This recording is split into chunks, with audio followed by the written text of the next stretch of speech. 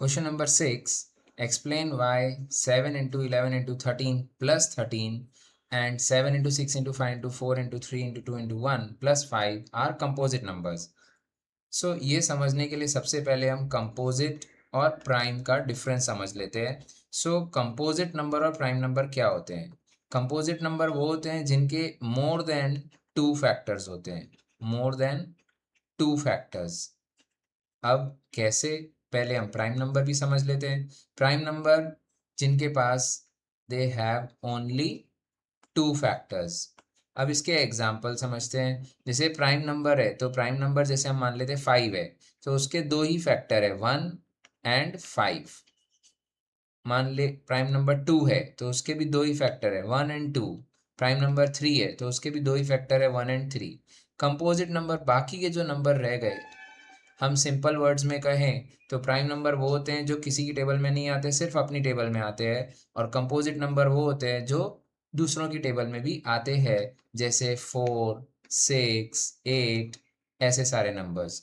सो अब हम यहाँ पे चेक करते हैं सबसे पहले 7 इंटू 11 इंटू 13 प्लस 13 को कि क्या वो कंपोजिट नंबर है. हमें एक्सप्लेन करना है कि वो कंपोजिट नंबर क्यों है. सो यहाँ हम देख सकते हैं ये एक टर्म है और ये एक टर्म है. इन दोनों में 13 कॉमन ले लेते हैं हम. सो फर्स्ट टर्म में बचता है 7 इंटू 11 प्लस सेकेंड टर्म में 1 बचता है क्योंकि हमने 13 कॉमन ले लिया. सो ये हो जाता है 77 प्लस 1, यानी ये बन गया 13 इंटू 78.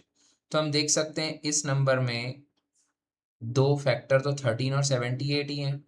तो मोर देन 2 फैक्टर्स हो गए और 13 और 78 ये अलग नंबर्स हैं. सो हम यहाँ लिख सकते हैं इट हैज मोर देन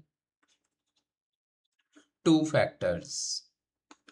इसके लिए ये number it is a composite number, वो एक कंपोजिट नंबर बन जाता है. इसी तरीके से हम दूसरा नंबर देखते हैं 7 into 6 into 5 into 4 into 3 into 2 into 1 plus 5. सो यहाँ पे भी दो टर्म दिए हैं हमें, उसमें से हम 5 कॉमन ले सकते हैं. सो यहाँ हमारे पास बचता है 7 into 6 into 4 into 3 into 2 into 1 plus 5 हम कॉमन ले चुके हैं तो हमारे पास बचता है 1.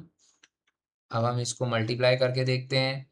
सो 7 इंटू 6 42, 4 3 ज़ा 12, 12 2 ज़ा 24 प्लस 1. सो हम इसको मल्टीप्लाई कर लेते हैं पहले. सो ये बन जाता है 42 इंटू 24, 4 2 ज़ा 8, 16, 4 एंड 2 4 ज़ा 8. सो ये हो जाता है 1008, 1008 प्लस 1. सो ये बन जाता है 5 इंटू 1009. सो यहाँ पे भी दो नए फैक्टर बन जाते हैं. सो यहाँ पे हम लिख सकते हैं it has more than 2 factors. जो हम दो फैक्टर्स की बात कर रहे हैं, ये दो फैक्टर्स वो हैं, एक तो होता है नंबर और एक होता है 1. सो इसको मल्टीप्लाई करने पर एक तो हमें नंबर मिल जाएगा और 1 तो एक फैक्टर होता ही है. उसके अलावा हमें 5 और 1009 फैक्टर मिल रहा है. तो मोर देन 2 फैक्टर्स हो गए. Therefore it is a composite number.